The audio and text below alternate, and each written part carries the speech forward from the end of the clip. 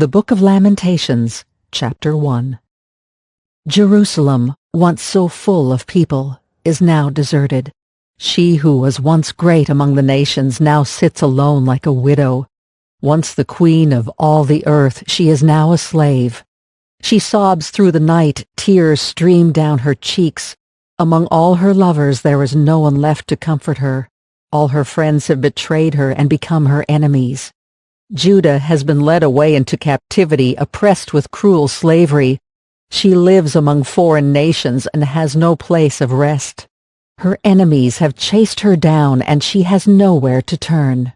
The roads to Jerusalem are in mourning, for crowds no longer come to celebrate the festivals. The city gates are silent, her priests groan, her young women are crying, how bitter is her fate.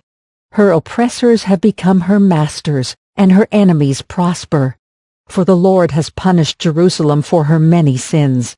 Her children have been captured and taken away to distant lands. All the majesty of beautiful Jerusalem has been stripped away. Her princes are like starving deer searching for pasture. They are too weak to run from the pursuing enemy. In the midst of her sadness and wandering, Jerusalem remembers her ancient splendor. But now she has fallen to her enemy, and there is no one to help her. Her enemy struck her down and laughed as she fell. Jerusalem has sinned greatly, so she has been tossed away like a filthy rag. All who once honored her now despise her, for they have seen her stripped naked and humiliated. All she can do is groan and hide her face. She defiled herself with immorality and gave no thought to her future. Now she lies in the gutter with no one to lift her out. "Lord, see my misery," she cries. "The enemy has triumphed." The enemy has plundered her completely, taking every precious thing she owns. She has seen foreigners violate her sacred temple, the place the Lord had forbidden them to enter. Her people groan as they search for bread. They have sold their treasures for food to stay alive. "O Lord, look," she mourns, "and see how I am despised. Does it mean nothing to you, all you who pass by? Look around and see if there is any suffering like mine, which the Lord brought on me when he erupted in fierce anger. He has sent fire from heaven that burns in my bones. He has placed a trap in my path and turned me back. He has left me devastated, racked with sickness all day long. He wove my sins into ropes to hitch me to a yoke of captivity. The Lord sapped my strength and turned me over to my enemies. I am helpless in their hands. The Lord has treated my mighty men with contempt. At his command, a great army has come to crush my young warriors. The Lord has trampled his beloved city like grapes are trampled in a winepress. For all these things I weep. Tears flow down my cheeks. No one is here to comfort me. Any who might encourage me are far away. My children have no future, for the enemy has conquered us. Jerusalem reaches out for help, but no one comforts her. Regarding his people Israel, the Lord has said, "Let their neighbors be their enemies. Let them be thrown away like a filthy rag." The Lord is right, Jerusalem says, "for I rebelled against him." Listen, people everywhere, look upon my anguish and despair, for my sons and daughters have been taken captive to distant lands. I begged my allies for help, but they betrayed me. My priests and leaders starved to death in the city, even as they searched for food to save their lives. Lord, see my anguish. My heart is broken and my soul despairs, for I have rebelled against you. In the streets the sword kills, and at home there is only death. Others heard my groans, but no one turned to comfort me. When my enemies heard about my troubles, they were happy to see what you had done. Oh, bring the day you promised, when they will suffer as I have suffered. Look at all their evil deeds, Lord. Punish them as you have punished me for all my sins. My groans are many, and I am sick at heart. Lamentations, Chapter 2. The Lord in his anger has cast a dark shadow over beautiful Jerusalem. The fairest of Israel's cities lies in the dust, thrown down from the heights of heaven. In his day of great anger the Lord has shown no mercy even to his temple. Without mercy the Lord has destroyed every home in Israel. In his anger he has broken down the fortress walls of beautiful Jerusalem. He has brought them to the ground, dishonoring the kingdom and its rulers. All the strength of Israel vanishes beneath his fierce anger. The Lord has withdrawn his protection as the enemy attacks. He consumes the whole land of Israel like a raging fire. He bends his bow against his people as though he were their enemy. His strength is used against them to kill their finest youth. His fury is poured out like fire on beautiful Jerusalem. Yes, the Lord has vanquished Israel like an enemy. He has destroyed her palaces and demolished her fortresses. He has brought unending sorrow and tears upon beautiful Jerusalem. He has broken down his temple as though it were merely a garden shelter. The Lord has blotted out all memory of the holy festivals and Sabbath days. Kings and priests fall together before his fierce anger. The Lord has rejected his own altar. He despises his own sanctuary. He has given Jerusalem's palaces to her enemies. They shout in the Lord's temple as though it were a day of celebration. The Lord was determined to destroy the walls of beautiful Jerusalem. He made careful plans for their destruction, then did what he had planned. Therefore the ramparts and walls have fallen down before him. Jerusalem's gates have sunk into the ground. He has smashed their locks and bars. Her kings and princes have been exiled to distant lands. Her law has ceased to exist. Her prophets receive no more visions from the Lord. The leaders of beautiful Jerusalem sit on the ground in silence. They are clothed in burlap and throw dust on their heads. The young women of Jerusalem hang their heads in shame. I have cried until the tears no longer come. My heart is broken. My spirit is poured out in agony as I see the desperate plight of my people. Little children and tiny babies are fainting and dying in the streets. They cry out to their mothers, "We need food and drink." Their lives ebb away in the streets like the life of a warrior wounded in battle. They gasp for life as they collapse in their mother's arms. What can I say about you? Who has ever seen such sorrow? O daughter of Jerusalem, to what can I compare your anguish? O virgin daughter of Zion, how can I comfort you? For your wound is as deep as the sea. Who can heal you? Your prophets have said so many foolish things, false to the core. They did not save you from exile by pointing out your sins. Instead, they painted false pictures, filling you with false hope. All who pass by jeer at you. They scoff and insult beautiful Jerusalem, saying, "Is this the city called most beautiful in all the world, and joy of all the earth?" All your enemies mock you. They scoff and snarl and say, "We have destroyed her at last. We have long waited for this day, and it is finally here." But it is the Lord who did just as he planned. He has fulfilled the promises of disaster he made long ago. He has destroyed Jerusalem without mercy. He has caused her enemies to gloat over her and has given them power over her. Cry aloud before the Lord, O walls of beautiful Jerusalem. Let your tears flow like a river day and night. Give yourselves no rest. Give your eyes no relief. Rise during the night and cry out. Pour out your hearts like water to the Lord.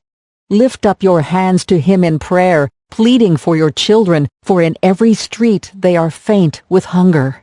O Lord, think about this. Should you treat your own people this way? Should mothers eat their own children, those they once bounced on their knees? Should priests and prophets be killed within the Lord's temple? See them lying in the streets, young and old, boys and girls, killed by the swords of the enemy. You have killed them in your anger, slaughtering them without mercy. You have invited terrors from all around, as though you were calling them to a day of feasting. In the day of the Lord's anger, no one has escaped or survived. The enemy has killed all the children whom I carried and raised. Lamentations, chapter 3.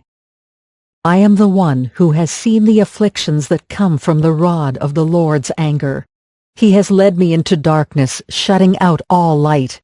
He has turned his hand against me again and again all day long. He has made my skin and flesh grow old. He has broken my bones. He has besieged and surrounded me with anguish and distress. He has buried me in a dark place like those long dead.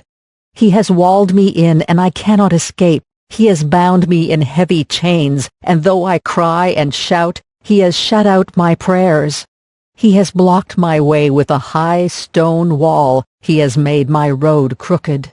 He has hidden like a bear or a lion, waiting to attack me. He has dragged me off the path and torn me in pieces, leaving me helpless and devastated. He has drawn his bow and made me the target for his arrows. He shot his arrows deep into my heart. My own people laugh at me. All day long they sing their mocking songs.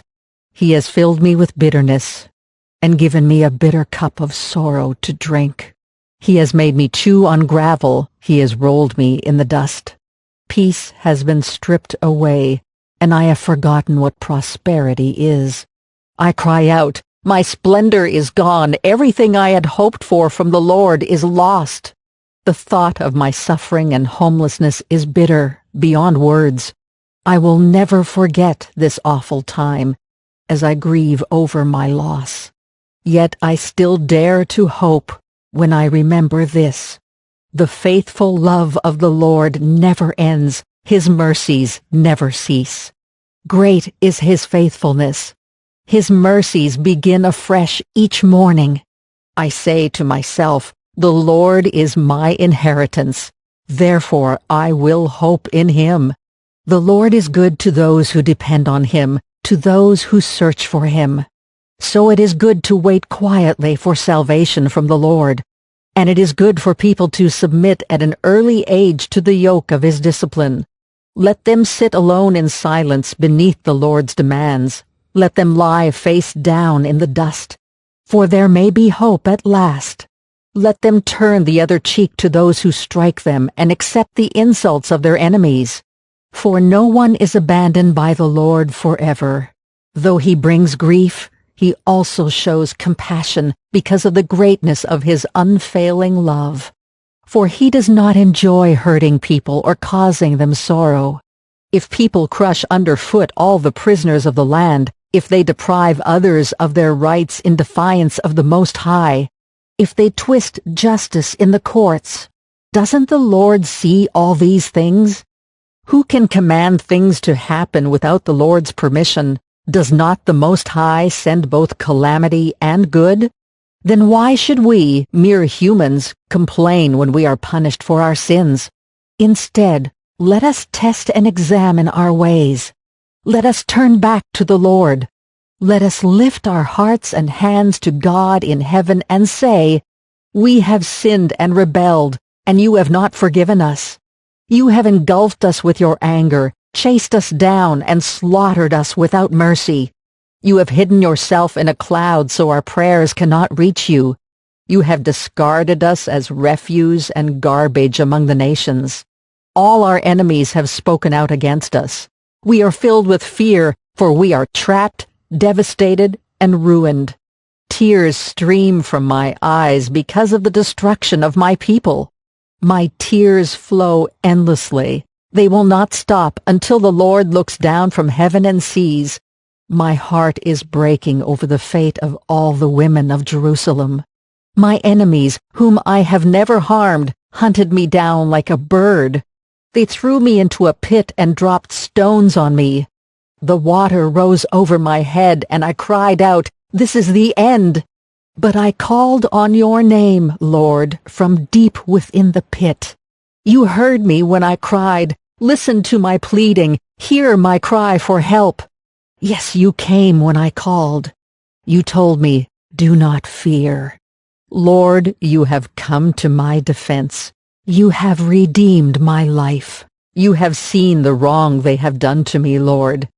Be my judge and prove me right. You have seen the vengeful plots my enemies have laid against me. Lord, you have heard the vile names they call me. You know all about the plans they have made. My enemies whisper and mutter as they plot against me all day long. Look at them. Whether they sit or stand, I am the object of their mocking songs. Pay them back, Lord, for all the evil they have done. Give them hard and stubborn hearts, and then let your curse fall on them. Chase them down in your anger, destroying them beneath the Lord's heavens. Lamentations, chapter 4. How the gold has lost its luster. Even the finest gold has become dull. The sacred gemstones lie scattered in the streets. See how the precious children of Jerusalem, worth their weight in fine gold, are now treated like pots of clay made by a common potter. Even the jackals feed their young, but not my people Israel. They ignore their children's cries like ostriches in the desert. The parched tongues of their little ones stick to the roofs of their mouths in thirst. The children cry for bread, but no one has any to give them. The people who once ate the richest foods now beg in the streets for anything they can get. Those who once wore the finest clothes now search the garbage dumps for food. The guilt of my people is greater than that of Sodom, where utter disaster struck in a moment, and no hand offered help. Our princes once glowed with health, brighter than snow, whiter than milk. Their faces were as ruddy as rubies, their appearance like fine jewels. But now their faces are blacker than soot. No one recognizes them in the streets. Their skin sticks to their bones. It is as dry and hard as wood. Those killed by the sword are better off than those who die of hunger. Starving, they waste away for lack of food from the fields. Tender-hearted women have cooked their own children. They have eaten them to survive the siege. But now the anger of the Lord is satisfied. His fierce anger has been poured out. He started a fire in Jerusalem that burned the city to its foundations. Not a king in all the earth, no one in all the world, would have believed that an enemy could march through the gates of Jerusalem. Yet it happened because of the sins of her prophets and the sins of her priests, who defiled the city by shedding innocent blood. They wandered blindly through the streets, so defiled by blood that no one dared touch them. "Get away!" the people shouted at them. "You're defiled, don't touch us!" So they fled to distant lands and wandered among foreign nations, but none would let them stay. The Lord himself has scattered them, and he no longer helps them. People show no respect for the priests and no longer honor the leaders. We looked in vain for our allies to come and save us, but we were looking to nations that could not help us. We couldn't go into the streets without danger to our lives. Our end was near. Our days were numbered. We were doomed. Our enemies were swifter than eagles in flight. If we fled to the mountains, they found us. If we hid in the wilderness, they were waiting for us there. Our king, the Lord's anointed, the very life of our nation, was caught in their snares. We had thought that his shadow would protect us against any nation on earth. Are you rejoicing in the land of Uz, O people of Edom? But you too must drink from the cup of the Lord's anger. You too will be stripped naked in your drunkenness. O beautiful Jerusalem, your punishment will end. You will soon return from exile. But Edom, your punishment is just beginning. Soon your many sins will be exposed. Lamentations, chapter 5. Lord, remember what has happened to us. See how we have been disgraced. Our inheritance has been turned over to strangers, our homes to foreigners. We are orphaned and fatherless. Our mothers are widowed. We have to pay for water to drink, and even firewood is expensive. Those who pursue us are at our heels. We are exhausted, but are given no rest. We submitted to Egypt and Assyria to get enough food to survive. Our ancestors sinned, but they have died, and we are suffering the punishment they deserved. Slaves have now become our masters. There is no one left to rescue us. We hunt for food at the risk of our lives, for violence rules the countryside. The famine has blackened our skin as though baked in an oven. Our enemies rape the women in Jerusalem and the young girls in all the towns of Judah. Our princes are being hanged by their thumbs, and our elders are treated with contempt. Young men are led away to work at millstones, and boys stagger under heavy loads of wood. The elders no longer sit in the city gates. The young men no longer dance and sing. Joy has left our hearts. Our dancing has turned to mourning. The garlands have fallen from our heads. Weep for us because we have sinned. Our hearts are sick and weary, and our eyes grow dim with tears. For Jerusalem is empty and desolate, a place haunted by jackals. But Lord, you remain the same forever. Your throne continues from generation to generation. Why do you continue to forget us? Why have you abandoned us for so long? Restore us, O Lord, and bring us back to you again. Give us back the joys we once had. Or have you utterly rejected us? Are you angry with us still?